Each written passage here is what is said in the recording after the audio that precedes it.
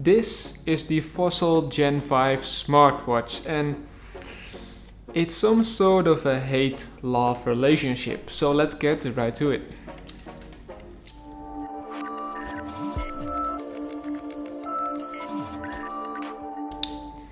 Fossil really did their best with making a stylish smartwatch with enough under the hood as well, but before we get to all of that, first let's see what you get in the box. It's a typical Fossil box with some branding and features listed, and the watch is visible right away.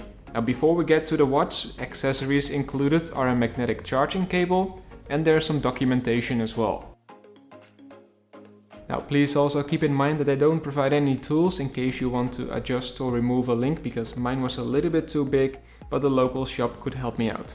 Now in terms of design, I really like how it looks. There are more colors and straps available, like silicone and leather.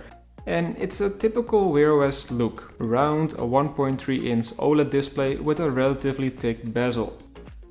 Colors and blacks are fine, and the brightness too, but in direct sunlight it could be a little bit brighter.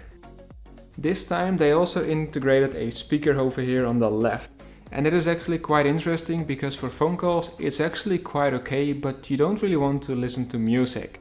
And it's a nice feature to have because you can get vocal response from Google Assistant, and that is very handy while driving. WearOS did improve over time, and there is still a long way to go, but there are now these so-called tiles, and that is if you swipe to the left on your home screen, you will end up with some information. For example, Google Fit, weather, and appointments. Now, it is a nice thing, but it's also seemingly limited to Google's own features. Fossil also increased the memory to 1 gig, so it runs smoother than its predecessor. Basically, there are two things that really bug me.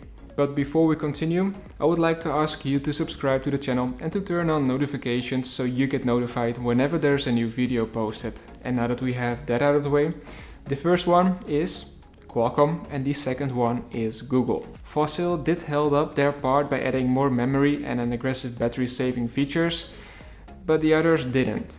The processor is the new 3100 chip from Qualcomm, but it's far from a big upgrade over its predecessor.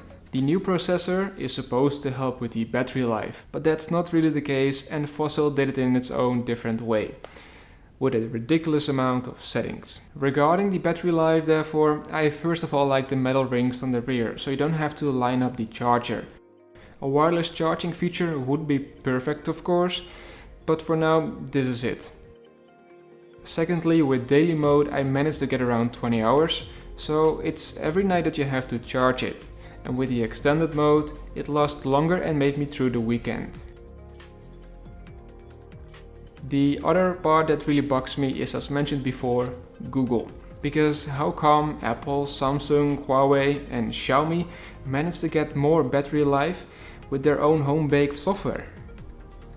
And don't get me wrong, because the software has many features and is smooth, but for how long will it stay that with the software updates that will fill up the limited memory, eventually slowing down the watch? There are many positive things about this watch as well, and the first one is replying to notifications. Now the other ones are the two buttons on the right flanking the crown that are mappable, the heart rate and step counter are quite accurate, and NFC is a warm welcome as well. I just have to mention that this watch is not really made for sporting, as the watch doesn't show you in which heart rate zone you're working out, so your workouts are less targeted. So for now, it is a really great looking smartwatch. It has a ton of features and it runs really smooth. And as much as I like Xiaomi, WearOS is still my preferred choice.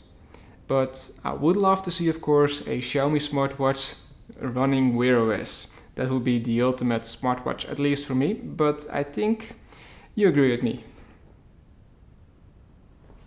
Alright guys, that's it for today. I hope you enjoyed today's video, and if you did so, please give the video a like and subscribe if you haven't already. In case you have some comments, questions or remarks, drop them down below in the comment section. I would love to help you out.